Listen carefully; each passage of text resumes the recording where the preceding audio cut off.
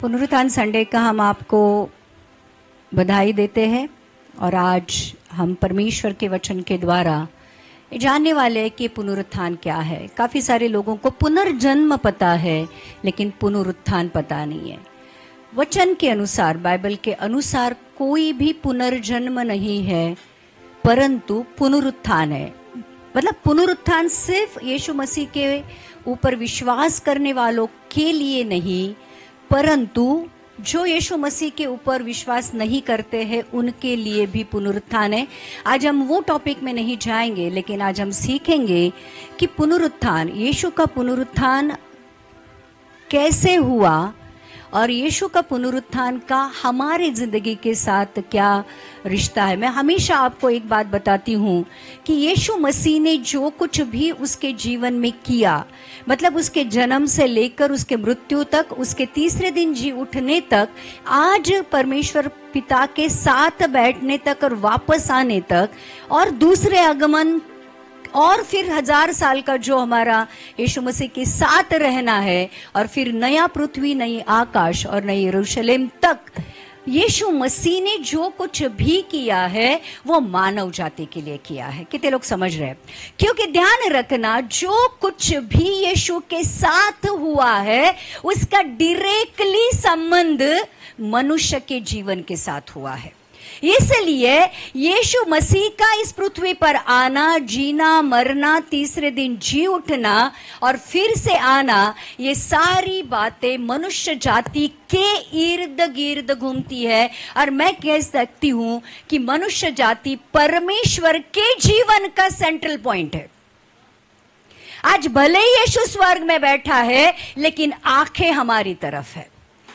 तो प्रियो, आज परमेश्वर के अगर जितने भी लोगों ने आखिरी जो भी पैशन वीक जो आज हम लोगों ने बहुत सारे वचन प्रीच किए थे, उसमें जान लिया होगा कि सच में परमेश्वर हमसे कितना प्यार करता है। और आज फिर एक बार पुनरुत्थान के द्वारा हम देखने वाले हैं कि पुनरुत्थान परमेश्वर यीशु मसीह के लिए कितना जरूरी था और उस पुनरुत्थान का हमारे लिए क्या फायदा हुआ है। क्योंकि जैसे ही मनुष्य जाति को कहा जाता है कि आपका फायदा होने वाला है, कान तुरंत ऐसे खड़े हो जाते हैं। तो इसलिए मनुष्य जाति की भाषा में ही हम बात करेंगे कि यीशु मसीह तीसरे दिन जो जी उठा उसका आज हमारे लिए क्या फायदा है, हम देखेंगे। पहले तो हम देखेंगे कि यीशु मसीह का पुनरुत्थान कैसे हुआ था। यूहन्ना की किताब का 20वां अध्याय के कुछ वचन हम देखेंगे। पूरा अध्याय यीशु मसीह के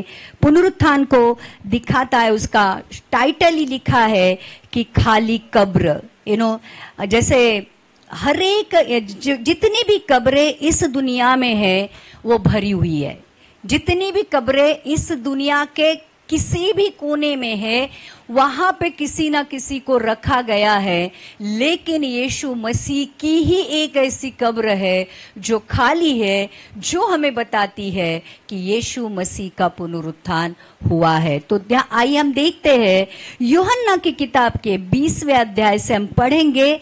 और मैं पूरा वचन नहीं पढ़ूंगी, लेकिन आपको इसमें से बताऊंगी कि सप्ताह के पहले दिन संडे को यीशु मसीह को क्रूस पर, फ्राइडे को यीशु मसीह को क्रूस पर चढ़ाया है, शुक्रवार को यीशु मसीह क्रूस पर मरा है, और संडे के सप्ताह का जो पहला दिन है, मरियम मगदलिनी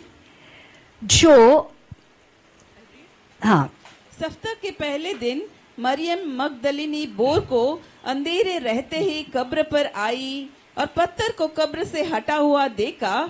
तब वह दौड़ी और शमौन पतरस और उस दूसरे चेले के पास जिससे यीशु प्रेम रखता था आकर कहा, वे प्रभु को कब्र में से निकाल ले गए हैं और हमें नहीं जानती कि उसे कहाँ रख दिया है। मरियम मगदलिनी को जब से यीशु मसीह क्रूस पर चढ़ा है नींद नहीं आ रही है। ये बेचैन है क्योंकि अपने प्रभु से बहुत प्यार करती थी और उसको लग रहा था कि कब ये शनिवार जो सब्बात का दिन है वो खत्म हो जाए, और बहुत जल्दी अंधेरा पौ फटने से पहले ही ये कब्र के पास आती है। और कब्र का जो पत्थर है, लिखा है वो जो पत्थर इतना बड़ा था कि 20 लोगों को भी वो वो हटा नहीं सकते हैं। मतलब 1.5 मन का वो पत्थर था जो 20 लोग लगेंगे उसको हटाने के लिए। लेकिन जब मरियम मगदलिनी आती है और देखती है कि पत्थर को हटाया हुआ है, और फिर वो वापस से चेलों के पास दौड़कर जाती है और वो कहती है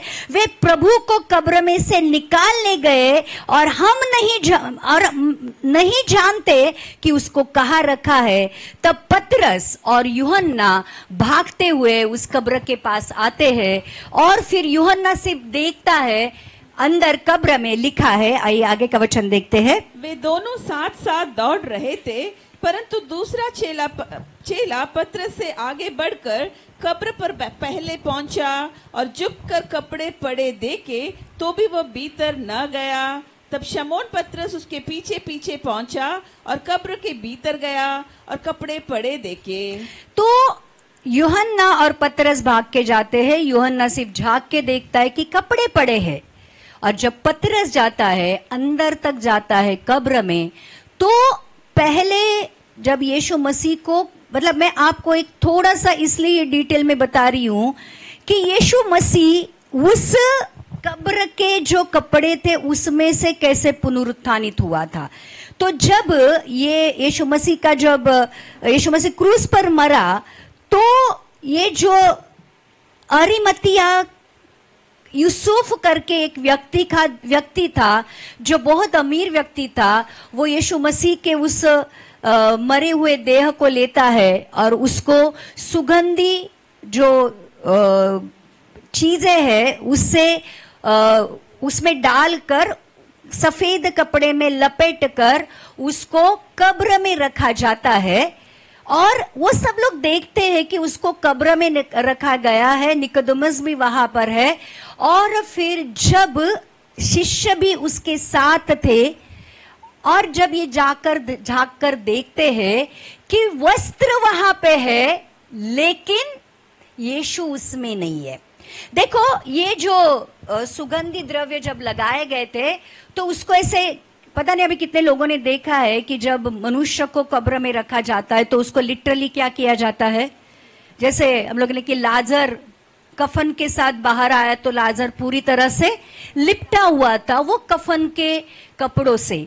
और यहां पर लिखा है कि यीशु मसीह के जो सर है उसके ऊपर भी एक फेटे के जैसा कपड़ा लपेटा हुआ था। लेकिन जब पतरस और यूहन्ना उसको देखने आते हैं तो यहाँ पे स्पेसिफिकली लिखा है, मैं यीशु मसीह के बारे में एक बात ये कहूंगी, यीशु मसीह के जीवन के बारे में हर एक बात ऊपरी नहीं लिखी है। अगर आप बाइबल पढ़ोगे तो हर एक चीज डिटेल में बताई गई है कि क्या हुआ था। अब यीशु मसीह का पुनरुत्थान हुआ है ये बताने के लिए जिस कब्र में उसको रखा गया था। इनफैक्ट सब लोग जानते थे कि इसने भविष्यवाणी की है कि ये तीसरे दिन जिंदा होने वाला है। इसलिए जो रोमी लोग हैं उन्होंने उस कब्र का पत्थर लगा दिया था, उसके ऊपर सील किया था। अब जो गवर्नमेंट ऑफिसर है उनको पता होता है सील करने का मतलब है कि उसको कोई तोड़ नहीं सकता है, और तोड़ेगा तो वो इलीगल है। और ऑन टॉप ऑफ दैट ये किया था कि रोमी सैनिकों को वहां पर पहारा देने के लिए रखा गया था कि हो सकता है कि रात को आकर ये जो शिष्य है उस पत्थर को हटाए, यीशु मसीह की बॉडी को लेकर चुरा कर लेके जाए और दिखाए कि खाली कब्र है, और फिर बताए कि देखो यीशु मसीह जिंदा हुआ है। और ये सारी चीजों को अवॉइड करने के लिए उस पत्थर के ऊपर जो पत्थर लगाया था उसके ऊपर सील किया गया था, और रोमी सैनिकों को वहां पर बाकायदा पहारा देने के लिए ड्यूटी लगाई गई थी। लेकिन जब मरियम मगदलिनी सुबह सुबह आती है तो देखती है कि पत्थर ऑलरेडी हटाया गया है, और फिर वो अंदर नहीं झांकती है लेकिन भागते हुए जाती है और शिष्यों को जाकर कहती है कि पत्थर हटाया गया है और पता नहीं उन्होंने हमारे प्रभु को कहाँ रखा है। और वो सुनते ही पतरस और यूहन्ना भाग के आते हैं, और फिर आगे का वचन लिखा है, और वे अंगोछे जो उसके सिर से बंधा हुआ था कपड़ों के साथ पड़ा हुआ नहीं, परंतु अलग एक जगह लपेट कर रखा हुआ देखा। तब दूसरा चेला भी, जो कब्र पर पहले पहुंचा था, भीतर गया और देखकर विश्वास किया। तो दोनों जाकर अंदर देखते हैं कि जो उसका सर के ऊपर जो अंगोछा डाला था उसको घड़ी कर कर रखा हुआ है, उसके कपड़े वहां है और लिखा है उन्होंने देखकर विश्वास किया कि यीशु मसीह कब्र में नहीं है। ध्यान रखना, यीशु मसीह उठकर नहीं मतलब वो जो कपड़े से, कफन से लिपटा हुआ यीशु मसीह किसी बॉडी नहीं है। जैसे अगर आप देखो, आपका प्लास्टर किया जाता है तो प्लास्टर को काटा जाता है, बराबर, तो आपका हाथ या पैर का उस पे क्या आता है, शेप आता है, बराबर, और उसको काट कर रखा जाता है। वैसे ही यीशु मसीह का जो कफन था, वो जो कपड़े थे उसमें से यीशु मसीह निकल गया था। कफन वैसे ही था, लेकिन सिर्फ जो अंगोछा था उसको उसका घड़ी कर कर वहां पर रखा गया था। तो ये पहला चिन्ह था कि यीशु मसीह के शिष्यों ने देखा कि यीशु मसीह की कब्र खाली है। आज हम गर्व के साथ कह सकते हैं इस दुनिया की एक ही कब्र खाली है और वो मेरे यीशु मसीह की है, क्योंकि मेरा यीशु मसीह कब्र में नहीं, मेरा यीशु जिंदा हुआ है। देखो, ये बात हमें बाकी सारे विश्वासों से, बाकी सारी चीजों से मसीह लोगों को इसलिए अलग करती है।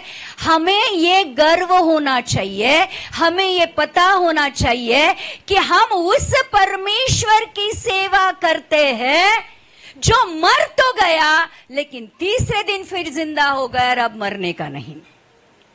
इसलिए हमारा विश्वास सच है। मैं आगे आपको बताने वाली वचनों के द्वारा फिर आगे लिखा है कि ये शिष्य वापस चले जाते हैं, लेकिन ये मरियम मगदलिनी जो यीशु से बहुत प्यार करती थी वो वहीं पर रुकती है। और आगे के वचन में लिखा है, तब ये चेले अपने घर लौट गए, परंतु मरियम रोती हुई कब्र के पास ही बाहर खड़ी रही और रोते रोते कब्र की ओर झुककर दो स्वर्गदूतों को उज्जवल कपड़े पहने हुए, एक को सिराने और दूसरे को पैताने बैठे देखा, जहाँ यीशु का शव रखा गया था। तो यीशु का शव जहाँ पर रखा गया था, जब ये दोनों शिष्य खाली कब्र देखकर निकल जाते, घर चले जाते, लेकिन मरियम मगदलिनी को चैन नहीं आता है। वो वहीं पे रहती है और फिर जाकर कब्र में देखती है तो देखती जहां पे यीशु मसीह का शव रखा गया है, दो स्वर्गदूतों को देखती है, एक उसके सिराने और एक उसके पैर के पास। और वो स्वर्गदूतों को देखकर बेसिकली वो डर जाती है, लेकिन वो स्वर्गदूत उससे कहते हैं, उन्होंने उससे कहा, हे नारी, तू क्यों रोती है? उसने उनसे कहा, वे मेरे प्रभु को उठा ले गए और मैं नहीं जानती कि उसे कहाँ रखा है। तो फिर वो स्वर्गदूत उसको पूछते हैं कि तू क्यों रो रही है? तो वो कहती है, देखो ना, मेरे प्रभु को वो लोग लेके गए हैं और मैं नहीं जानती उसको कहाँ रखा है। लेकिन आगे लिखा है, यह कहकर वह पीछे मुड़ी और यीशु को खड़े देखा, पर नया पहचाना कि यह यीशु है। यीशु ने उससे कहा, हे नारी, तू क्यों रोती है? किसको ढूंढती है? उसने माली समझकर उससे कहा, हे महाराज, यदि तूने उसे उठा लिया है तो मुझे बता कि उसे कहाँ रखा है और मैं उसे ले जाऊंगी। तो यीशु उसके पीछे खड़ा है और यीशु मसीह भी उसको ये पूछ रहा है, हे नारी, तू क्यों रो रही है? और वो फिर वही कहती है कि मुझे नहीं पता कि मेरे प्रभु को उन्होंने कहाँ रखा है, मैं उसको ढूंढ रही हूँ। और फिर यीशु मसीह उसको कहता है, यीशु ने उससे कहा, मरियम। उसने पीछे मुड़कर उससे इब्रानी में कहा, रबूनी, अर्थात हे गुरु। जब वो यीशु मसीह उसी के जैसे, जब यीशु मसीह मरने से पहले मरियम को जिस नाम से, जिस तरह से पुकारता था, जब उसने कहा कि मरियम, और फिर वो जान जाती है कि ये यीशु मसीह है, क्योंकि यीशु मसीह की जो पुनरुत्थान वाली जो देह थी, जो पहली देह थी, उससे अलग थी, इसलिए वो मरियम पहचान नहीं पाई कि ये उसका यीशु है। और फिर जब यीशु मसीह वही टोन में, वही शब्द में, वही आवाज में उसको पुकारता होगा कि मरियम, और फिर वो कहती है रबुनी अर्थात हे गुरु। और फिर ये भी एक प्रमाण है, ये भी एक सबूत है कि यीशु मसीह ने जिंदा होकर पहले मरियम को दर्शन दिया। तो ये साबित करता है कि यीशु मसीह जिंदा है। और आगे भी जाकर लिखा है, अगर आगे के वचन देखेंगे तो उसने चेलों के ऊपर अपने आप को प्रकट किया। थोमा को तो दिखा दिया कि थोमा विश्वास नहीं कर पा रहा था कि यीशु मसीह जिंदा है। यीशु मसीह थोमा के पास जाकर कहता है कि देख मेरे हाथों और पैरों में जो निशान है खीले ठोके हुए, और मेरे पेट में, मेरे पंजर में हाथ डालकर देख रहे जहां पर भाला भोंका गया था।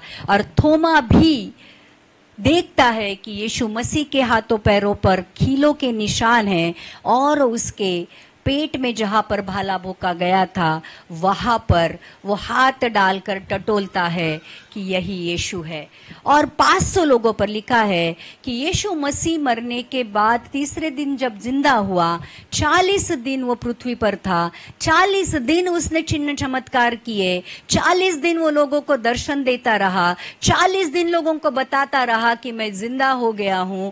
और प्रियो, ये सारी बातें बाइबल में और जो पुरानी किताबें हैं उसमें लिखी गई है। और ये सारी बातें एक ही बात को कहती है कि एक ही ऐसा प्रभु यीशु मसीह है जो तीसरे दिन जिंदा हो गया है। और क्यों ना, देखो यीशु मसीह जिंदा सिर्फ हमारे लिए, खुद के लिए नहीं हुआ था। यीशु मसीह जिंदा ही है, सनातन काल से, जब से परमेश्वर है वो जिंदा ही है। लेकिन मरा किसके लिए था? कल ही हम लोगों ने एक वचन को देखा था कि यीशु मसीह अगर परमेश्वर है तो मर नहीं सकता है। मेरी लड़की ने मुझे एक प्रश्न पूछा था कि परमेश्वर, अगर परमेश्वर है तो शैतान को तो फूंक से भी मार सकता है, शैतान को तो ऐसे ही खत्म कर सकता है। तो शैतान को खत्म करने के लिए यीशु मसीह को स्वर्ग से पृथ्वी पर आने की क्या जरूरत है?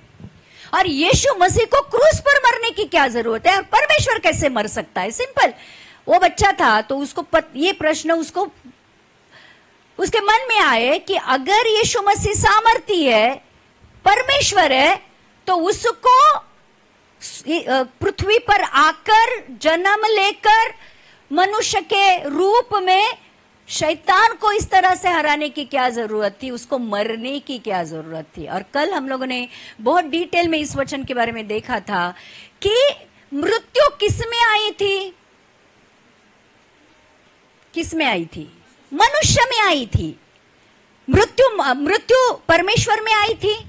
नहीं, मृत्यु मनुष्य में आई थी। और अगर मनुष्य में से मृत्यु निकालनी है तो परमेश्वर को मनुष्य बनना पड़ा। अब यीशु मसीह देहधारी होकर इस दुनिया में तो आ गया, बराबर, लेकिन प्रॉब्लम ये हो गई कि यीशु मसीह पवित्र आत्मा से जन्मा था और यीशु मसीह ने कोई पाप नहीं किया था।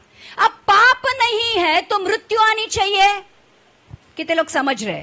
चलो, यीशु मसीह देहधारी होकर आ गया, मनुष्य में आ गया, लेकिन मर नहीं सकता था क्योंकि पाप नहीं किया है, क्योंकि मृत्यु उन्हीं के लिए थी जिसने पाप किया है। अब यीशु मसीह को मृत्यु पर विजय पानी है जो मनुष्य में आई है। यीशु मसीह तो मनुष्य में आ गया, इसलिए पिता ने क्या किया कि सारे मानव जाति के सारे पाप यीशु मसीह के ऊपर लाद दिए। लाद दिए का मतलब डाल दिए। यीशु मसीह पाप बना। क्या बना? पापी नहीं। यीशु मसीह को कभी पापी नहीं कहना। यीशु मसीह पाप बना और फिर पिता की दो चीजें थी, दो नियम थे कि पाप का वेतन मृत्यु है और लहू बहाए बगैर पापों की क्षमा नहीं होती। इसलिए यीशु मांस और लहू का भागीदार हुआ। परमेश्वर आत्मा है और देखो, हम मांस और लहू में है, इसलिए यीशु मांस और लहू का भागीदार हुआ। मृत्यु मांस और लहू में है, ध्यान रखना, मनुष्य में है, इसलिए उसके ऊपर सारे मानव जाति के सारे पाप डाल दिए गए। पाप का वेतन मृत्यु उसने क्रूस पर ले लिया। अपने पवित्र लहू के द्वारा सारे मानव जाति के सारे पापों को धो दिया, निकाल दिया और मनुष्य जाति में से मृत्यु को निकाल दिया। यीशु मसीह इस दुनिया में इसलिए आया था कि आदम के द्वारा जो मृत्यु मानव जाति में आ गई है, उस मृत्यु को निकाल कर फिर एक बार जो अनंत काल का जीवन उसने मनुष्य जाति के लिए बनाया था, वो जीवन उसको वापस दे। यहां पर मानव जाति आज एक बहुत बड़े सत्य को नहीं समझ पा रही है। अब एक बात ध्यान रखना, अभी पुनरुत्थान यीशु मसीह का कैसे हुआ मैं आपको बताती हूं। जब यीशु मसीह का लहू, जो पवित्र लहू था, वो लहू लेकर पवित्र आत्मा पिता के पास स्वर्ग में चला गया और पिता ने उस पवित्र लहू को स्वीकार किया और फिर कहा कि सारे मानव जाति के लिए जो मुझे बलिदान चाहिए था, जो आखिरी कोकरा चाहिए था, मेमना चाहिए था, उसका लहू मुझे मिल गया। जब पिता ने यीशु के पवित्र लहू को स्वीकार किया, तब यीशु मसीह को मृत्यु में से जीवन में आने के लिए परमिशन मिली। हरेक पापी व्यक्ति जब मरता है तो वो मर ही जाता है, वो जिंदा नहीं होता है। लेकिन जब यीशु मसीह के बलिदान को परमेश्वर ने स्वीकार किया, फिर वही पवित्र आत्मा जिसने यीशु मसीह का लहू लेकर पिता के पास गया था, वही पवित्र आत्मा ने यीशु मसीह के उस मृतदेह में आकर यीशु मसीह को जिंदा किया। कितने लोग समझ रहे? और इसलिए हम जो मरे हुए हैं पाप में, जब यीशु को स्वीकार करते हैं, यीशु के लहू के द्वारा जब पापों की क्षमा करवाते हैं, वही पवित्र आत्मा जिसने यीशु मसीह को मृत्यु में से जिलाया है, उसके द्वारा हमें नया जन्म लेना पड़ता है। बहुत कम लोग समझेंगे इस सत्य को। और आके देखते हैं कि वही पवित्र आत्मा ने जो यीशु मसीह को मृत्यु में से जिलाया, वो पवित्र आत्मा के द्वारा जब हमारा नया जन्म होता है तो ही हमें स्वर्ग में स्थान मिलता है। आमीन। तो आज देखते हैं कि जब मैं आपको कह रही हूँ कि एक्चुअली मैंने तो 7 पॉइंट लेके आई हूँ कि पुनरुत्थान के फायदे क्या है, तो आज जितने होते हैं हम देखेंगे। पहला फायदा पुनरुत्थान का ये है कि जिस मसीहत पर हम विश्वास करते हैं, खुद को मसीह कहलाते हैं, यीशु मसीह के पीछे चलते हैं, वो सच है, वो एक सच्चाई है, वो एक सच बात है। हम झूठ के पीछे नहीं चल रहे, हम फरेब के पीछे नहीं चल रहे, हम पाप के पीछे नहीं चल रहे, परंतु यीशु मसीह के पुनरुत्थान के द्वारा आज हम ये कह सकते हैं उस खाली कब्रों को। और इसलिए प्रियो, एक बात हमें ये भी ध्यान रखनी है, यीशु मसीह को कब्र में मत ढूंढो, यीशु मसीह को मरे हुए लोगों में मत ढूंढो। यीशु मसीह ऑलरेडी जिंदा हो गया है। यीशु मसीह को कब्र के बाहर ढूंढो, जो कब्र के बाहर मरियम को मिला था। आज भी मसीह लोगों को मरे हुए मुर्दे निकालने की आदत है। पीछे मत जाओ, आगे मसीह खड़ा है। आमीन। ऑलरेडी जिस कब्र के अंदर उसको रखा था वो पत्थर हट गया है, निकाल दिया गया है। अब उस बंद कब्र में क्या है ये ढूंढने की कोशिश मत करो, क्योंकि यीशु मसीह आपको वहां नहीं मिलेगा। आमीन। इसलिए प्रियो, आज पहली बात देखेंगे कि ये जो हमारा यीशु मसीह का पुनरुत्थान हमें सच्ची मसीहत के पास लेके आता है। पहला करंती 15वां अध्याय का 17वां वचन पढ़ेंगे। पहला करंती, अगर बाइबल है तो अपने बाइबल को खोले।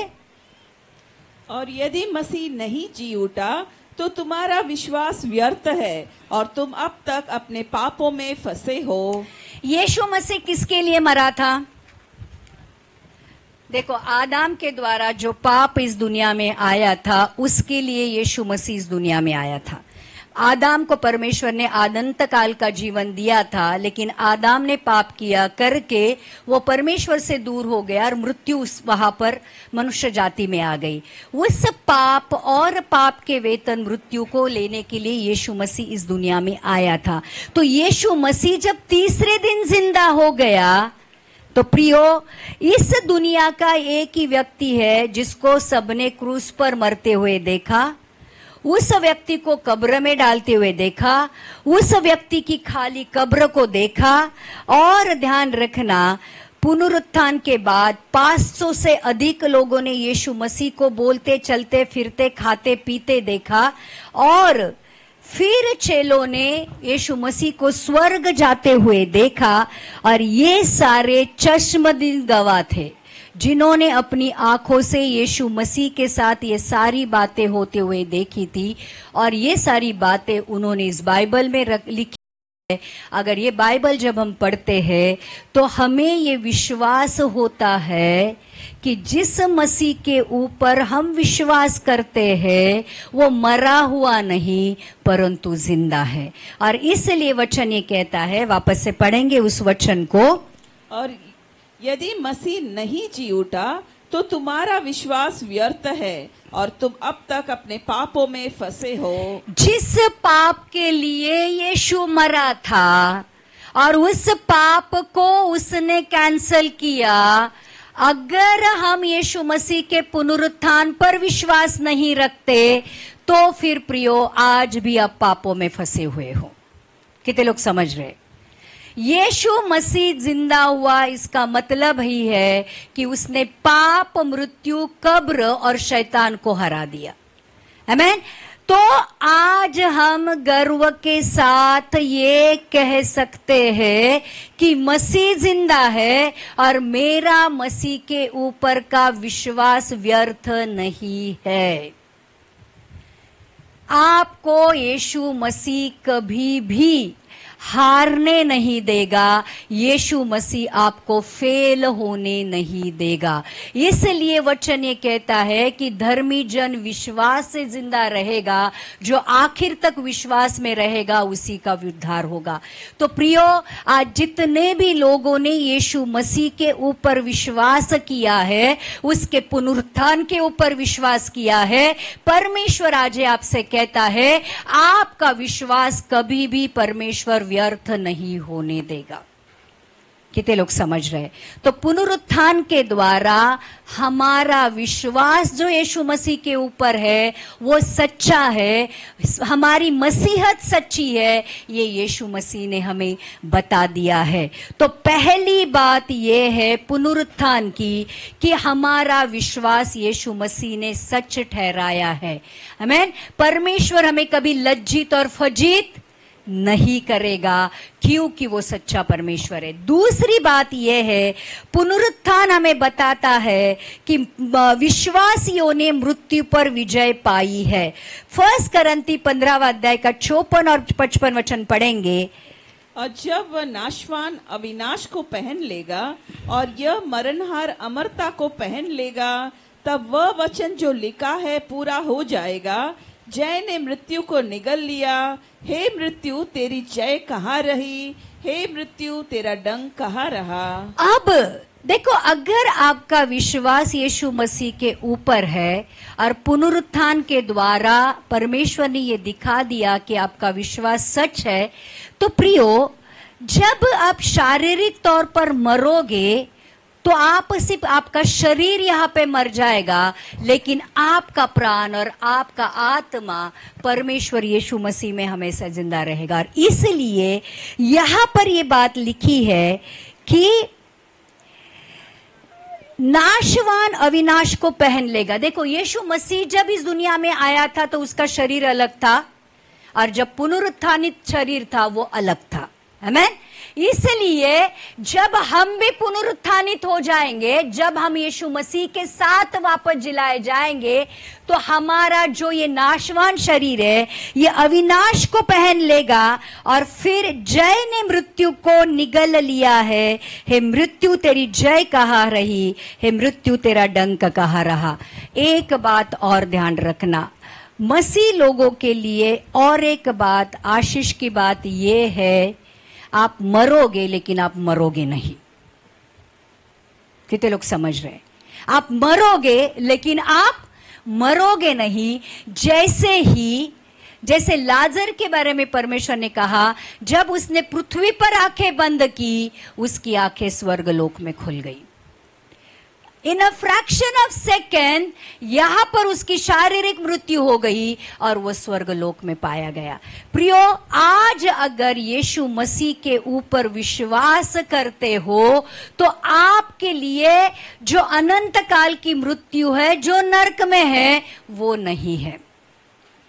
और आज मसीह लोगों को ये बहुत ज्यादा सीरियसली लेना चाहिए। मसीह का इस्तेमाल सिर्फ चंगाई, छुटकारा, नौकरी के लिए मत करो। मसीह का इस्तेमाल करना है तो मृत्यु के ऊपर विजय पाने के लिए करो। कितने लोग समझ रहे हैं? इतना विश्वास अंदर होना चाहिए कि आज भी मरूंगा तो वो चोर की तरह हमें बोलना आना चाहिए कि हे मसीह, जब तू तेरे राज्य में आए तो मेरी सूदी जरूर लेना। और यीशु मसीह ने ये कहना चाहिए कि आज ही तू मेरे साथ स्वर्गलोक में होगा। प्रियो, सिर्फ आज के बारे में मत सोचो कि नौकरी कैसे मिलेगी, चंगाई कैसा मिलेगा, छुटकारा कैसा मिलेगा, ये कैसा मिलेगा, वो कैसा मिलेगा। आज ये सोचो कि आज भी मुझे मृत्यु अगर आती है तो क्या मैं स्वर्गलोक में यीशु मसीह के साथ पाया जाता हूं। कितने लोग समझ रहे? स्तिफनुस के ऊपर जब पथराव हो रहा था, स्तिफनुस को जान से लोग मार डाल रहे थे, लेकिन स्तिफनुस ऊपर देखकर ये देख रहा था कि स्वर्ग उसके लिए खुल गया है और यीशु मसीह अपने सिंहासन के ऊपर से उठकर उसका इंतजार कर रहा है कि स्तिफनुस पृथ्वी पर मरेगा और तुरंत जैसे यहां पे मरता है, स्वर्ग में वो यीशु मसीह के पास पहुंचाया जाएगा। पुनरुत्थान हमारे लिए ये दिखाता है कि हमारे लिए मृत्यु नहीं है, क्योंकि जैसे ही हम यहां पे मरेंगे, इनफैक्ट हम ऐसी जगह जाएंगे जहां पर परमेश्वर की उपस्थिति है, जहां पर आराम है। कितने लोग समझ रहे? आज पुनरुत्थान के द्वारा हमें ये जानना है कि इस दुनिया में भले कष्ट होंगे, दुख होंगे, दर्द होंगे, लेकिन परमेश्वर ने कहा है कि मैंने जग को जीत लिया है और उस जीत में मृत्यु भी शामिल है। यीशु मसीह ने हमारे लिए मृत्यु को जीत लिया है। इसलिए प्रियो, मसीह लोगों ने आज, मैं आपको ये बहुत दिल के साथ कह रही हूं कि वो क्या दे रहा है या क्या नहीं दे रहा है, इसके पीछे ना लगते हुए ये देखना जरूरी है कि क्या सच में मेरे विश्वास के द्वारा मैंने भी यीशु की तरह मृत्यु के ऊपर विजय पाई है।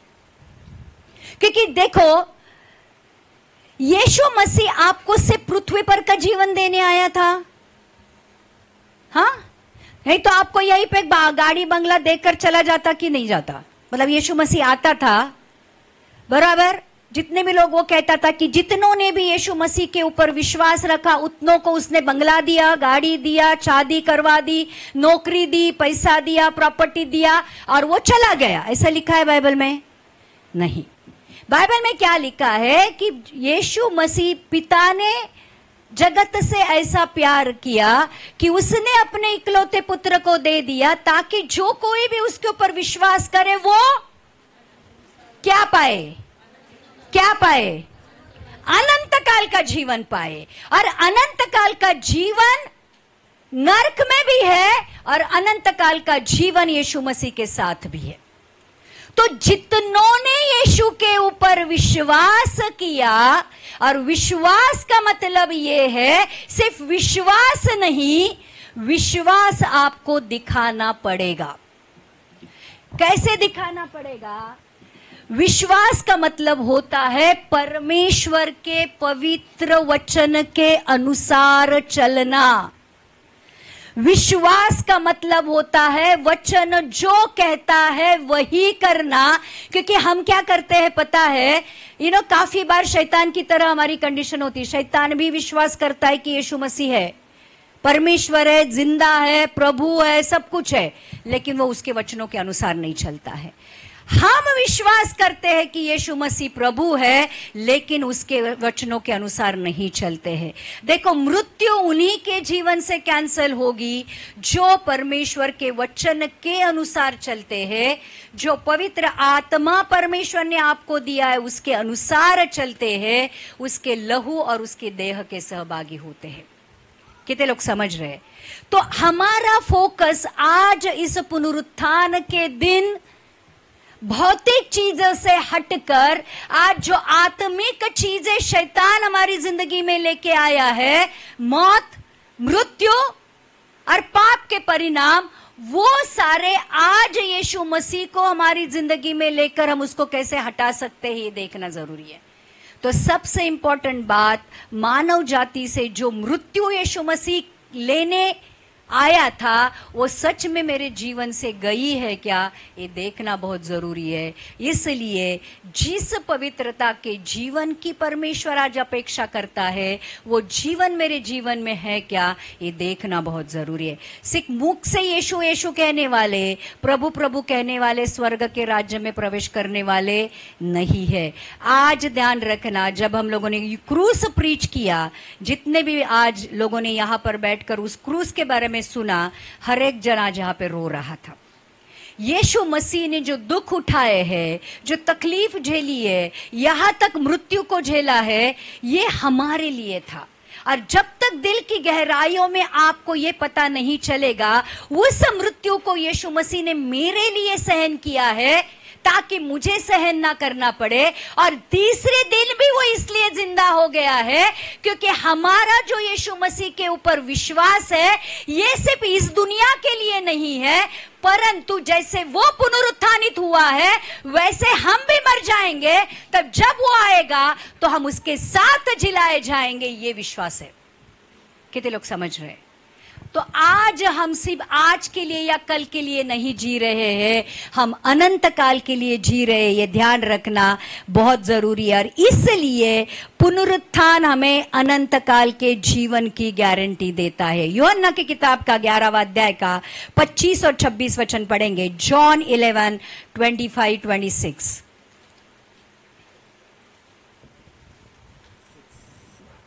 यीशु ने उससे कहा, पुनरुत्थान और जीवन मैं ही हूँ। जो कोई मुझ पर विश्वास करता है वह यदि मर भी जाए तो भी जिएगा, और जो कोई जीवित है और मुझ पर विश्वास करता है वह अनंत काल तक न मरेगा। क्या तू इस बात पर विश्वास करती है? बहुत पावरफुल वचन है। पता नहीं कितने लोगों को वो समझ में आता है। लाजर मर गया है और मार्था यीशु मसीह को कहती है कि अगर तू यहां पर होता तो मेरा भाई नहीं मरता, लेकिन यीशु मसीह उसको एक बहुत बड़ा सत्य बताता है कि पुनरुत्थान और जीवन, मैं जीवन दे भी सकता हूं, मैं जीवन ले भी सकता हूं। तो पुनरुत्थान और जीवन मैं ही हूं।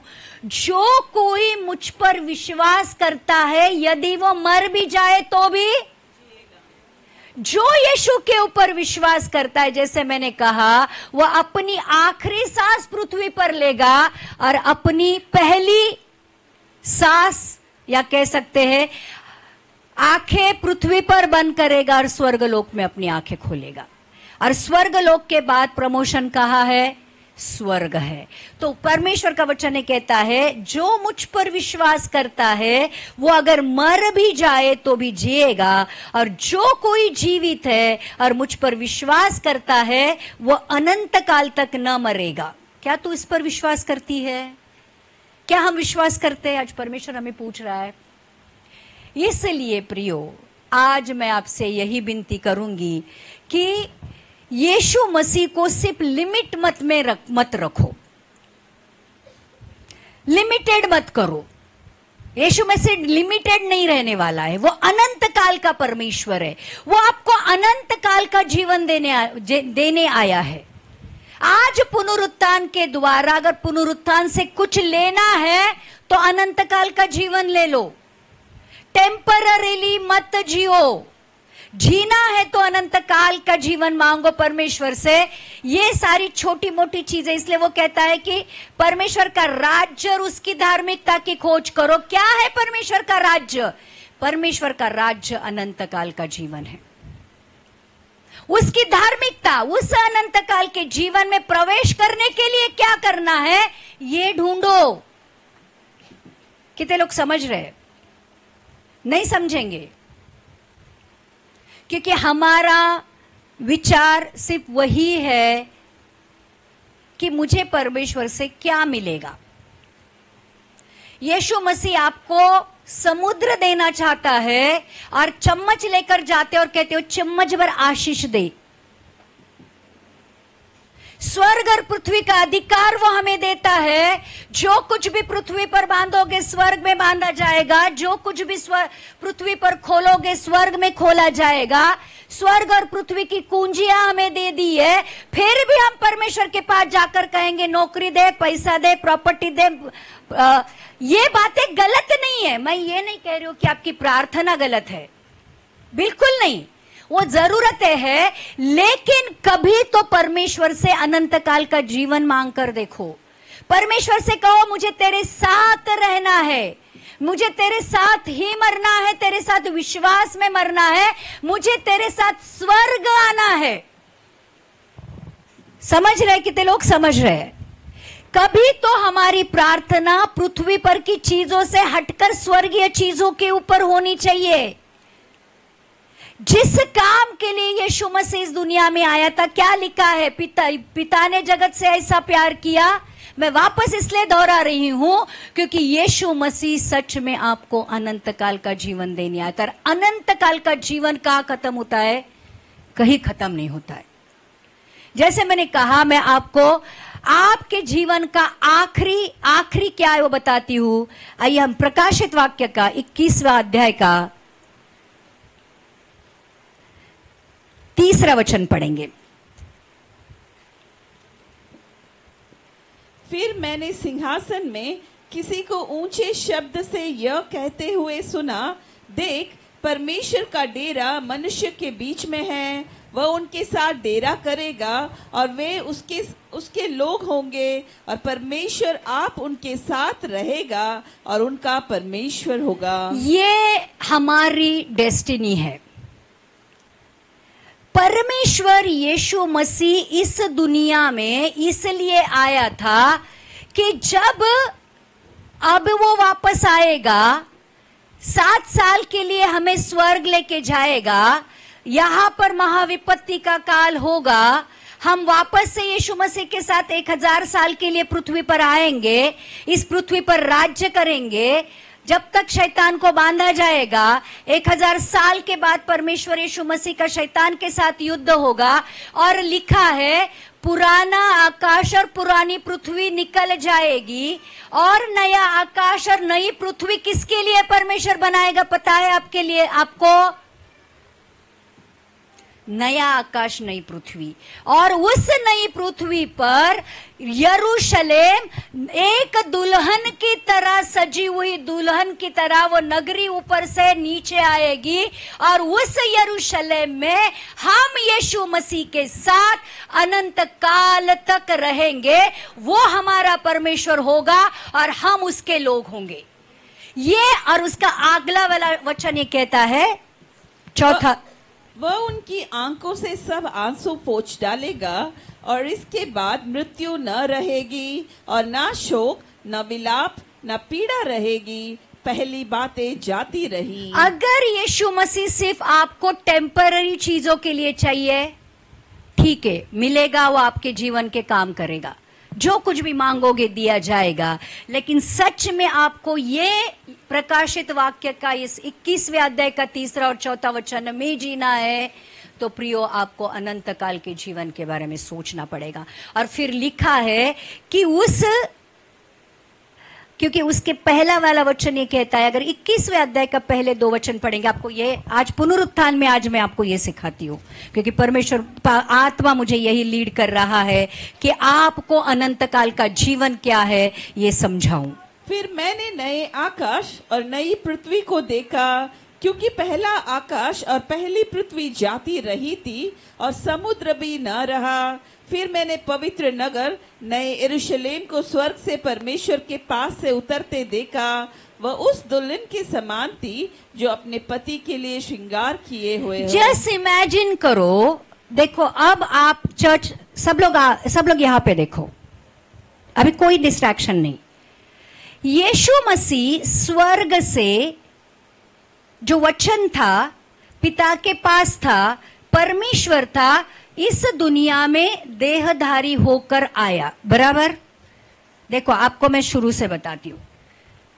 आदम को जब परमेश्वर ने बनाया था, स्वरूप दिया, समानता दी, अधिकार दिया, पवित्र आत्मा दिया। यीशु मसीह मतलब परमेश्वर हर दिन पवित्र आदम के साथ बातें करने आता था। That was a perfect life, बराबर, जहां पे पाप नहीं था, परमेश्वर की उपस्थिति थी, दुख नहीं था, दर्द नहीं था, मृत्यु नहीं थी। अब आदम ने पाप किया, दुख, दर्द, मृत्यु, जो कुछ भी पाप के परिणाम है उसने अपने जीवन में लेके आया, बराबर। अब इस आदम खुद पाप से नहीं निकल सकता था, इसलिए दूसरा आदम जो यीशु मसीह है, परमेश्वर ने स्वर्ग से पृथ्वी पर भेज दिया। अब ये दूसरा आदम जो यीशु मसीह है, जो पवित्र आत्मा से जन्मा, पाप नहीं किया, उस क्रूस पर गया और उस क्रूस पर उसने बीमारी, पाप, श्राप, गरीबी और मृत्यु को ले लिया। जो 5 शत्रु आज मानव जाति के हैं, पाप, बीमारी, श्राप, गरीबी और मृत्यु, ये सारी चीजें उसने उस क्रूस पर ले ली। वो मर गया और तीसरे दिन जिंदा हो गया। तीसरे दिन जिंदा होने का कारण ये था कि जितने भी उसके ऊपर विश्वास करेंगे वो भी यीशु मसीह की तरह पुनरुत्थानित होंगे, बराबर। अब यीशु मसीह सिर्फ आपको मृत्यु से नहीं बचाना चाहता है, ध्यान रखना। परमेश्वर की मूलभूत योजना ये थी कि उसने जो मनुष्य अपने स्वरूप समानता में बनाया है, उसके बीच में वो रहे, उसके साथ में वो रहे। यहां पे कितने सारे माँ बाप है, हाथ ऊपर करो। आपकी क्या इच्छा होती है बच्चे होने के बाद? मैं मेरे बच्चों के साथ रहूं, बच्चे मुझे छोड़कर ना जाए, बस यही रहता है। आपकी पूरी जिंदगी उनके इर्द गिर्द घूमते रहती है। अब पिता जो प्यार का पिता है, वो चाहता है कि जो बच्चे मैंने पैदा किए हैं वो बच्चों के साथ मैं रहूं। लेकिन जब आपके बच्चे गलतियां करते हैं तो क्या आप बच्चों को छोड़ देते हो? नहीं।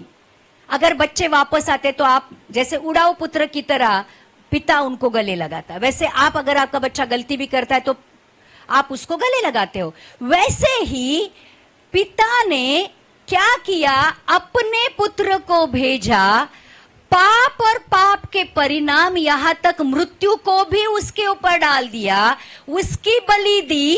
अब जितने भी जो उड़ाऊ पुत्र की तरह जो बच्चे हैं, जब वो बच्चे परमेश्वर के पास आएंगे, पश्चाताप करेंगे, यीशु को स्वीकार करेंगे, तो यीशु अपने लहू के द्वारा पाप, श्राप, गरीबी, बीमारी और मृत्यु उनके जीवन से निकाल देगा और जो परमेश्वर की मूलभूत योजना है वो आपके जीवन में एक्टिवेट करेगा। एक्टिवेट करेगा मतलब आज जब मैंने यीशु को स्वीकार किया है, मेरे पाप क्षमा हो गए, मेरे श्राप निकल गए, मेरी बीमारी चंगी हो गई, मेरी गरीबी निकल गई, मृत्यु पर मुझे विजय मिल गई। अब मैं यीशु में हूं, यीशु मुझ में है, यीशु का आत्मा मुझ में है, और अब मैं उस आत्मा और यीशु में जीती हूं और मर जाती हूं। तो मैं मरती हूं लेकिन मरती नहीं हूं। कितने लोग समझ रहे?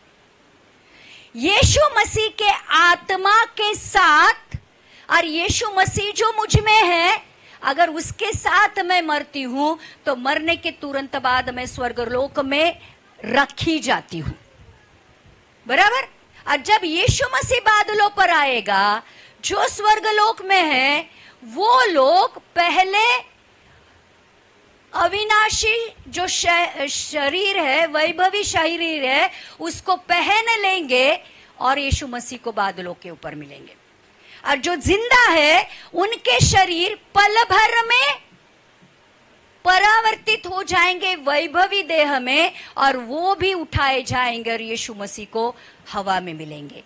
अब उन सारे लोगों को ध्यान रखना जिनको परमेश्वर की मूलभूत योजना पता है कि यीशु मसीह मेरे लिए जिया, मेरे लिए मरा, मेरे लिए तीसरे दिन जिंदा हो गया, वो मसीह मुझ में रहना चाहता है, मेरे साथ रहना चाहता है।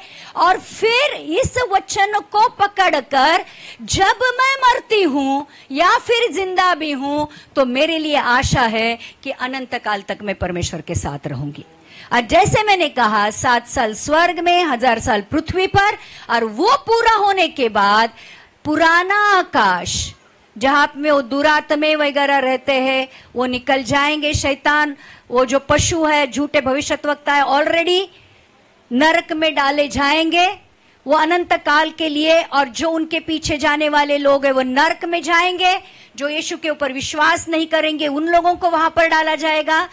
नया आकाश, नई पृथ्वी, और उस नई पृथ्वी पर नया यरूशलेम दुल्हन की तरह सजकर इस पृथ्वी पर आएगा। और उस यरूशलेम में हम यीशु मसीह के साथ अनंत काल तक रहेंगे। अगर तुम्हारा फोकस नया यरूशलेम है, नई आकाश, नई पृथ्वी है, तो फिर आज जो पुनरुत्थान यीशु मसीह का हुआ है उसको हमें न्याय देना पड़ेगा। कितने लोग समझ रहे हैं? इसलिए परमेश्वर ने हमें कुछ कह के गया है कि अगर आपको यीशु के पीछे चलना है तो क्रूस उठाकर चलना पड़ेगा, क्योंकि यीशु को भी वापस इस पृथ्वी पर जब वो आया था वापस जाने के लिए क्रूस में से जाना पड़ा। अगर हमें भी वापस स्वर्ग में जाना है जहां से हम आए हैं तो हमें भी अपना क्रूस उठाकर चलना पड़ेगा। तो क्रूस यीशु के लिए भी था, क्रूस हमारे लिए भी है। कितने लोग समझ रहे हैं? अगर आपको इजी जिंदगी मतलब यीशु के बाहर जाकर दुनिया वाली जिंदगी खाओ पियो ऐश करो, प्रॉब्लम आएगी तो चर्च में आ जाओ, यीशु के पास आ जाओ। प्रभु बीमारी है, दारू पी थी, लिवर खराब है, चंगाई दे। प्रभु व्यभिचार किया, प्रॉब्लम में फंस गया, अब प्रॉब्लम में से बाहर निकाल। प्रभु बुरी संगति में था, उन्होंने फंसाया, उन्होंने लूटा, अब वापस से ये दे। अब आप क्या करते रहते हो? तड़यात मड़यात। हम लोग बचपन में एक गेम रहता था, तळ्यात मळ्यात, तळ्यात मळ्यात। चर्च मध्ये, जगामध्ये, चर्च में, जग में। क्या ऐसे लोगों को अनंत काल का जीवन मिल सकता है? कितने लोग समझ रहे हैं? यीशु को पकड़ा है, ध्यान रखना। और एक बात, ये जो शिष्य थे जो यीशु मसीह से भाग रहे थे जब यीशु मसीह क्रूस पर जा रहा था, यीशु मसीह क्रूस पर दे दिया गया। तीसरे तीसरे दिन जिंदा हो गया। और जब उन्होंने देखा कि जो क्रूस पर मारा गया था और अपने कहने के अनुसार तीसरे दिन जिंदा हो गया है, उनकी आशा और विश्वास फिर से जग गया। और फिर जब पवित्र आत्मा मिल गया तो इन लोगों ने अपने मृत्यु तक यीशु मसीह को नहीं छोड़ा। उनको इतनी ज्यादा दर्दनाक मृत्यु दी गई कि जिसकी आप सोच भी नहीं सकते हो। पतरस को उल्टा टांगा गया क्रूस पर, यूहन्ना को उबलते हुए तेल में डाला गया, थोमा के पेट में भाला भोंका गया। हर एक शिष्य की मौत बहुत ज्यादा दर्दनाक हुई, लेकिन उनको पता था आज इस मृत्यु को सहूंगा तो जैसे यहां पर आंखें बंद करूंगा स्वर्ग लोक में मेरी आंखें खुलेगी। और जब यीशु मसीह बादलों के ऊपर आएगा, पहले हम उठाए जाएंगे और बाद में जो जिंदा है वो उठाए जाएंगे। ये विश्वास कहां से आता है? आज यीशु मसीह के लिए हम सह सकते हैं। थोड़ा बहुत भी कुछ सताव भी हो गया, किसी ने कुछ कह भी दिया यीशु के नाम से, तो तकलीफ होती है। क्या शिष्यों की तरह मर सकते हो? पतरस ने कहा, पतरस को क्रूस पर दिया जा रहा था, पतरस ने कहा कि इस लायक नहीं हूं कि यीशु मसीह के जैसा क्रूस पर चढ़ाया जाऊं, मुझे उल्टा टांगो। और पतरस को क्रूस पर उल्टा टांगा गया। कहां से आता है ये विश्वास? प्रियो, पुनरुत्थान हमें ये बताता है कि जैसे यीशु मसीह तीसरे दिन जिंदा हो गया, अगर हम सच में यीशु मसीह के पीछे क्रूस उठाकर चलने के लिए तैयार है, अपने आप को क्रूस पर टांगने के लिए तैयार है, हर एक चीज जो हमें परमेश्वर से दूर करते है उसको निकालने के लिए तैयार है, अपने पापी स्वभाव से बाहर आकर पवित्रता की जिंदगी जीने के लिए तैयार है, तो फिर आपके लिए नई यरूशलेम इंतजार कर रही है। मसीह जीवन इतना ही नहीं है कि क्रिसमस के दिन यीशु मसीह जन्म लिया और हम लोगों ने गाया, क्या गाना है? यीशु पैदा हुआ, यीशु पैदा हुआ। क्रूस पर गुड फ्राइडे के दिन गाया, उस क्रूस की क्या बात है। और फिर पुनरुत्थान दिन के दिन गाया, आज यीशु जिंदा है। और फिर बीच में जब भी प्रॉब्लम है आते जाते रहो। सीरियसली सुनो, शायद मेरी बातें ना बहुत सारे लोगों को नहीं समझती है, क्योंकि मैं सिर्फ कल की परसों की बातें नहीं देखती हूं। मैं अनंत काल के बारे में सोच रही हूं, मैं यीशु मसीह के आने के बारे में सोच रही हूं, मैं 7 साल यीशु मसीह के साथ रहने के बारे में सोच रही हूं, 1000 साल यीशु मसीह के साथ अधिकार के साथ जीने के बारे में सोच रही हूं। और मैं उस नई यरूशलेम में यीशु मसीह मेरा प्रभु और मैं उसके लोग कहते हुए जीने के लिए सोच रही हूं, जहां पे आंसू नहीं होगा, दुख नहीं होगा, दर्द नहीं होगा, बीमारी नहीं होगी, किसी का सताना नहीं होगा, इवन वहां तक पिछली यादें भी नहीं होगी। मैं और मेरा यीशु और यीशु के ऊपर प्यार करने वाले लोगों के साथ हम जिएंगे, वो भी अनंत काल तक। ये मेरी जिंदगी का मकसद है। अब आपको थोड़ा सा अपनी दुनिया से बाहर आकर ये सोचना है, यीशु मसीह का पुनरुत्थान क्यों हुआ था? क्योंकि वो चाहता है जैसे मैं तीसरे दिन जिंदा हो गया, वैसे ही मेरे ऊपर विश्वास करने वाले लोग तीसरे दिन जिंदा हो गए। और आपकी एग्जाम वही तक है। कहां तक? यीशु मसीह आया, जिंदा हो गए, स्वर्ग पहुंच गए, बाकी सारा ऑटोमेटिक मोड पे चला जाएगा, ऑटो मोड पे। अभी मैन्युअली करना पड़ेगा। कितने लोग समझ रहे? मैन्युअली, फिर बाद में ऑटो मोड पर चला जाएगा। कितने समझ रहे? आनुष को समझ में आ गया। अब उद्धार के लिए काम करना पड़ेगा, उद्धार में रहने के लिए काम करना पड़ेगा, मतलब मैन्युअली। लेकिन जैसे ही यीशु आकर स्वर्ग में पहुंच जाएंगे, ऑटो मोड पे चले जाएंगे 7 साल यीशु के साथ, 1000 साल पृथ्वी पर, और उसके बाद अनंत काल के लिए यीशु के साथ। प्रियो, पुनरुत्थान यीशु का इसी के लिए हुआ था। आज दिल से जान लो और फिर ये पूछो कि प्रभु तेरे और मेरे बीच में क्या आ रहा है, मुझे बता दे, मैं उसको निकाल सकूं। और मैं आपको एक बात और कहती हूं, सच में आज मसीह के साथ जुड़ना चाहते हो, एक ऐसी पवित्र आत्मा की उपस्थिति आपको घिरी रहेगी। परमेश्वर का प्रेम आपके दिल में आपको ये बताता रहेगा, डर मत, मैं तेरे साथ हूं। हर एक प्रॉब्लम में अपने आप आपके जीवन में सामर्थ आती रहेगी, क्योंकि जब यीशु मसीह आपके अंदर रहेगा, उसका आत्मा आपके अंदर रहेगा, आप खुद जानोगे अगर वो मेरे साथ है तो मेरे खिलाफ कौन है। जिंदगी जीने का मजा इसलिए आएगा क्योंकि आपके जीवन का हर एक युद्ध ऑलरेडी आपने जीत चुका होगा। कितने लोग समझ रहे? प्रॉब्लम आएगी, जैसे मैं हमेशा एक उदाहरण देती हूं, फिक्स मैच रहती है, पता है? फिक्स मैच रहती है ना, कि ऑलरेडी पता होता है कि कौन जीतने वाला है। खेलने के लिए खेलते हैं, बराबर पता होता है कि ये यहाँ पे आउट होने वाला है, ये चौका मारने वाला है, क्योंकि दोनों टीम के बीच में आपस में क्या होता है, पता होता है कि क्या होने वाला है। हमारी जिंदगी की मैच फिक्स है, हम जयवंत से भी बढ़कर है। जो कुछ भी करेंगे हम ही विजयी है, क्योंकि यीशु मेरे साथ है।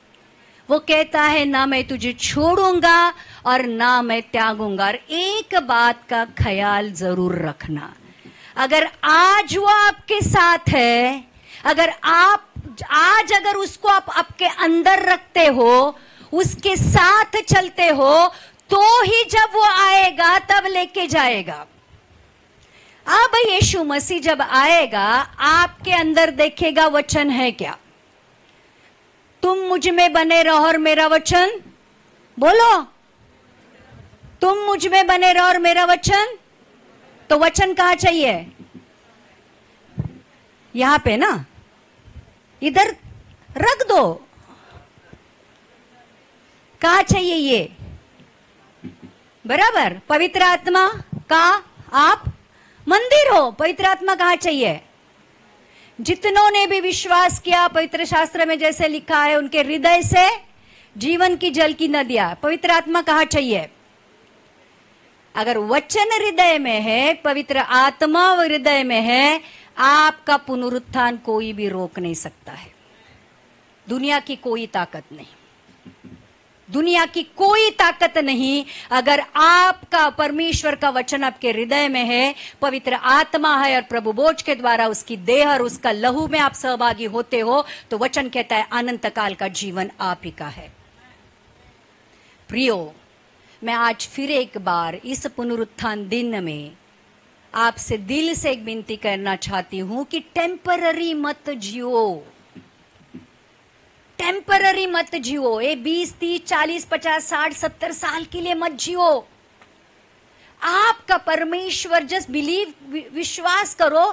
जब भी आपको प्रॉब्लम आती, तकलीफ आती, विश्वास कम होने लगता है, इमेजिन करो कि यरूशलेम ऊपर से नीचे आ रही है, दुल्हन की तरह सजी हुई है।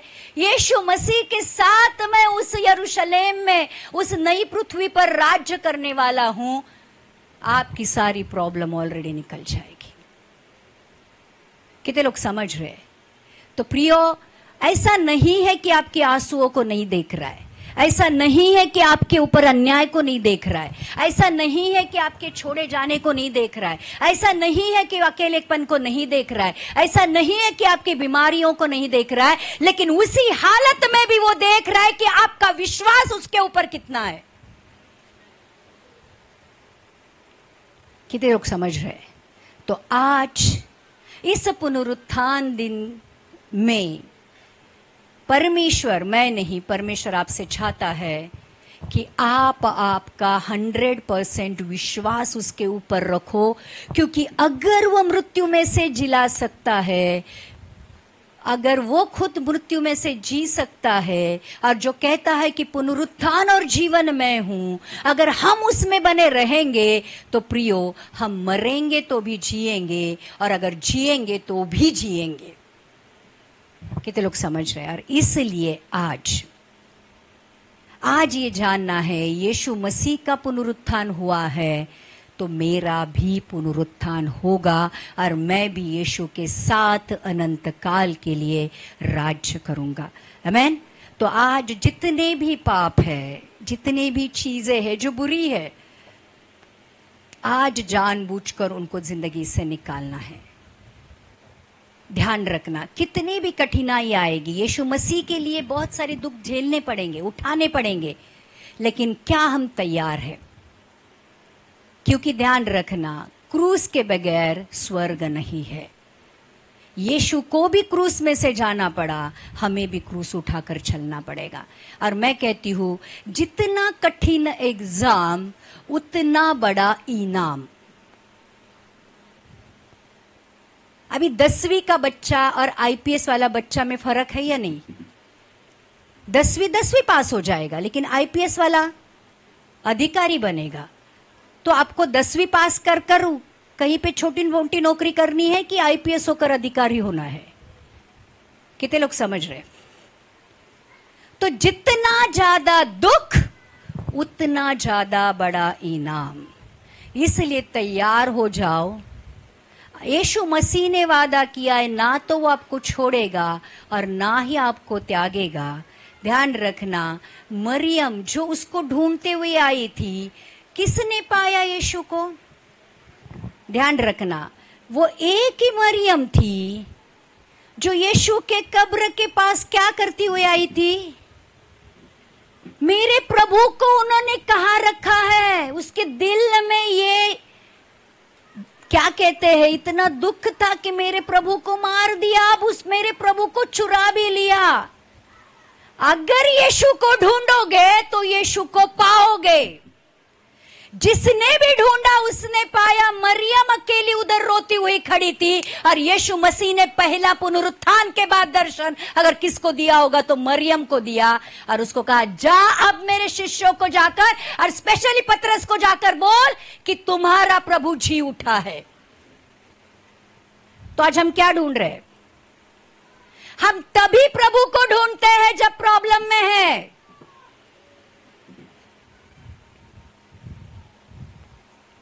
जिंदगी प्रभु को ढूंढने के लिए कम है। जितना ढूंढोगे उतना पाओगे कि वो बहुत अच्छा परमेश्वर है, वो बहुत महान परमेश्वर है। तो प्रिय, पुनरुत्थान के दिन और एक चीज ध्यान रखना, मरियम जो पहली आई थी उसी ने देखा कि कब्र खुली है, कब्र के ऊपर का पत्थर हटाया गया है, कब्र खाली है। लोग शिष्य आकर खाली कब्र को देखकर चले गए। ये उधर ही रोती रही, प्रभु को ढूंढती रही, पूछती रही, मेरा प्रभु कहाँ है? स्वर्गदूतों से पूछा, इवन यीशु मसीह से पूछा कि मेरा प्रभु कहाँ है? और यीशु मसीह ने कहा, मैं वही हूं। और वही प्रीच करने लगी कि यीशु मसीह का पुनरुत्थान हुआ है। आज अपनी जिंदगी फालतू में गूगल और ये जो कुछ भी करते हो मोबाइल से, तो आई हेट मोबाइल, उसको ढूंढने में मत डालो। जितनी जिंदगी बची है उतनी परमेश्वर को ढूंढने में डालो, क्योंकि वचन कहता है जब तक वो सुन सकता है तब तक उसको पुकारो, जब तक वो मिल सकता है उसको ढूंढो।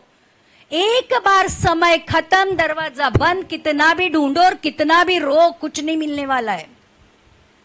इसलिए मृत्यु तक या यीशु आने तक हर पल दिल में, जैसे हम लोगों ने उसने कहा, जैसे हिरनी पानी के लिए हमारे अंदर हमेशा प्यास होनी चाहिए, भूख होनी चाहिए। प्रभु मैं तुझे कितना जानूं और कितना पाऊं। जिंदगी का मकसद ही होना चाहिए कि यीशु मसीह को ढूंढना, उसके बारे में जानना और उसको अपने दिल में बसा लेना। और एक बार यीशु के प्रेम में पड़ जाओगे ना, ये बाकी जिंदगी पानी कम चाय लगती है, कुछ भी नहीं लगता है, किसी में इंटरेस्ट नहीं रहता है। लेकिन परमेश्वर फिर भी अच्छी चीजों को ऐड ऑन करते रहता है। जो यीशु मसीह में सबसे बेस्ट चीजें मिलती है, सबसे बेस्ट जिंदगी देता है, तूफानों में भी शांति देता है, तकलीफों में भी आनंद देता है। और प्यार कोई करता नहीं है तो सबसे बड़ा प्यार वो करता है। कितने लोग समझ रहे? आज परसों ही एक शोलापुर के एक बहुत बड़े न्यूरोसर्जन है, सबसे बड़े न्यूरोसर्जन, उन्होंने खुद को गोली मारकर आत्महत्या कर ली। क्या नहीं था उस व्यक्ति के पास? पैसा था, प्रॉपर्टी थी, नाम था, सब कुछ था, लेकिन आज खालीपन सिर्फ एक ही चीज की वजह से है, क्योंकि हमारी जिंदगी में परमेश्वर नहीं है। क्योंकि परमेश्वर ने हर एक जिंदगी में अपने लिए जगह रखी है। जब तक वो आकर उस जगह को नहीं लेता है तब तक जिंदगी पूरी नहीं होती है। और फिर उस खालीपन को हम भरते रहते हैं मोबाइल से, एंटरटेनमेंट से, पैसे से, प्रॉपर्टी से, नाम से, शराब से, दारू से, या जो कुछ भी एडिक्शन है उससे और ज्यादा खाली हो जाते हैं और नर्क में जाने के लिए रास्ता बनाते हैं। लेकिन जिस दिन यीशु ने आकर आपके दिल में जगह पा ली, आपके खालीपन को उसने भर दिया, आपकी जिंदगी ऑलरेडी अनंत काल में चलने लगी, आपकी चल पड़ी, आपकी भाषा में। कितने लोग समझ रहे हैं? आज पुनरुत्थान के दिन छोटा बच्चा रहे या फिर कितने भी उम्र वाले लोग क्यों न हो, एक ही प्रार्थना करेंगे कि यीशु सिर्फ तू मुझे चाहिए, मेरे दिल में आ, मेरे खालीपन में आ, मेरे हृदय का तू राजा बन जा। और प्रभु यीशु, आज मैं उस अनंत काल के जीवन को तेरे साथ जीना चाहता हूं। आज मुझे वो अनंत काल के जीवन में चलने का मार्ग बता। जो भी कमी घटिया है, जो भी प्रॉब्लम है, जो कुछ भी जो मेरे और तेरे बीच आने वाली चीजें हैं, प्रभु उनको निकाल दे।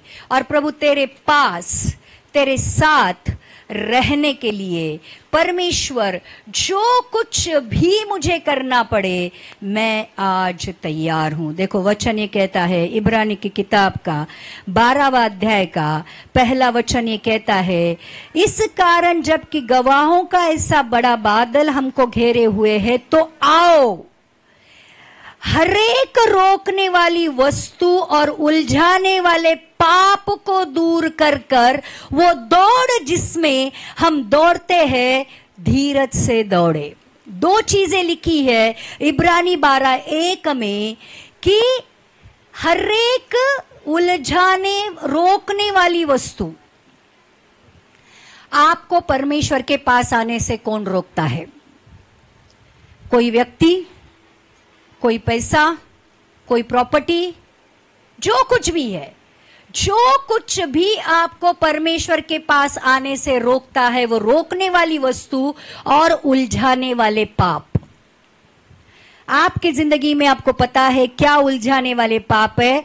दूर करके, उनको दूर करके वो दौड़ जिसमें हम दौड़ते हैं, धीरज से दौड़े, क्योंकि विश्वास के कर्ता और सिद्ध करने वाले यीशु की ओर ताकते रहे, जिसने उस आनंद के लिए जो उसके आगे धरा था, लज्जा की कुछ चिंता न करके क्रूस का दुख सहा और परमेश्वर के दाहिनी ओर जा बैठा है। और हमारे लिए भी उसकी दाहिनी ओर जगह बना दी है। तो आज प्रार्थना ये रहेगी, हरेक रोकने वाली वस्तु और उलझाने वाले पाप प्रभु मेरे जीवन से दूर कर दे। आमीन। आइए हम प्रार्थना करते हैं। आइए अपनी आंखों को हम बंद करते हैं। Jesus thank you. ओ प्रभु यीशु, आज इस पुनरुत्थान के दिन, आज इस पुनरुत्थान के दिन परमेश्वर तूने एक बहुत बड़ी बात हमें बताई है कि प्रभु पुनरुत्थान से तेरा नहीं हुआ है। उस पुनरुत्थान के साथ हमारी आशा जड़ी हुई है कि जो कोई भी यीशु के ऊपर विश्वास करेगा वो मरेगा तो भी जिएगा। प्रभु यीशु, तू जैसे पुनरुत्थानित हुआ था वैसे ही हम भी तेरे आने पर पुनरुत्थानित हो जाएंगे, तेरे साथ उस स्वर्ग पर उठाए जाएंगे। Yes father.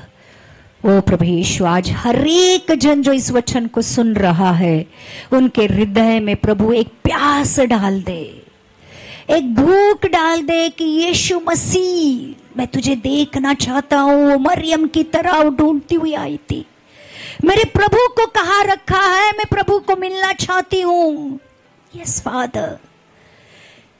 जैसे दाऊद राजा कहता है, हिरनी पानी के लिए प्यासी है, हाफती है, वैसे भी तेरे प्रभु उपस्थिति में आने के लिए प्रभु मैं व्याकुल हूं, मैं तरसता हूं। आज वही प्यास, वही भूख प्रभु तेरे बच्चों के अंदर डाल दे। Yes father. दिन कम है, दिन कठिन है, दिन दुष्ट है प्रभु जी।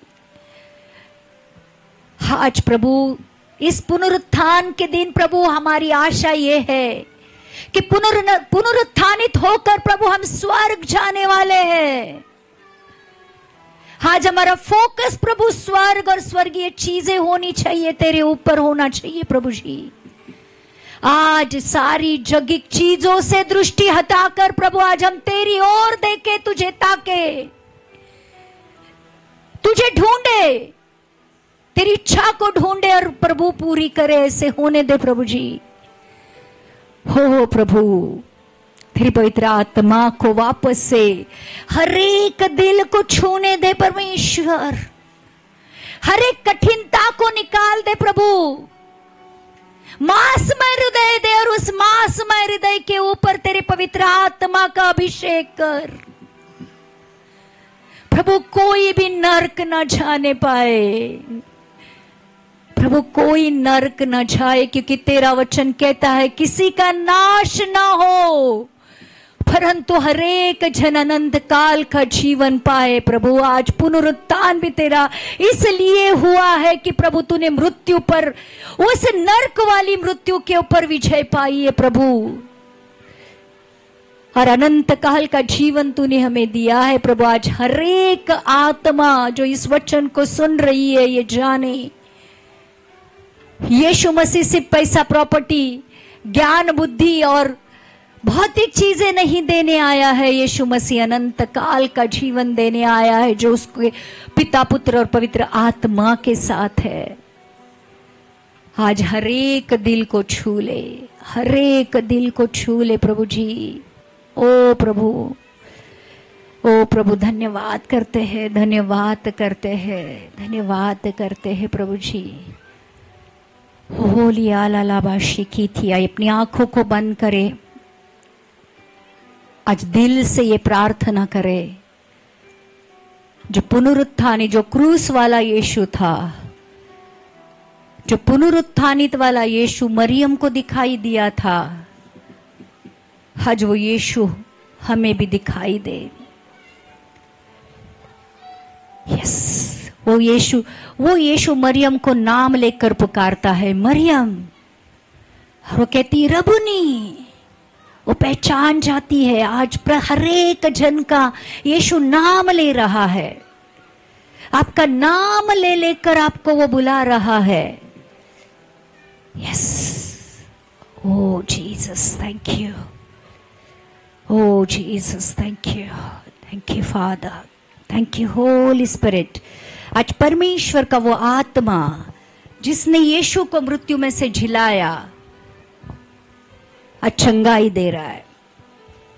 आज टूटे हुए मनों को, आज टूटे हुए हृदयों को वो जोड़ रहा है। आज दुखी हृदयों को आनंद से भर रहा है। बीमार शरीरों को आज वो चंगाई दे रहा है। दुष्ट आत्मा से पीड़ित, डिप्रेशन से पीड़ित लोगों को आज वो छुटकारा दे रहा है। आज उसका आनंद और उसकी शांति जो समझ से परे है, आज हमारे हृदयों में वो डाल रहा है। आज बहुत सारे लोग उसकी उपस्थिति को महसूस कर रहे हैं। यस फादर, ओ Jesus, thank you. O Jesus, thank you, thank you.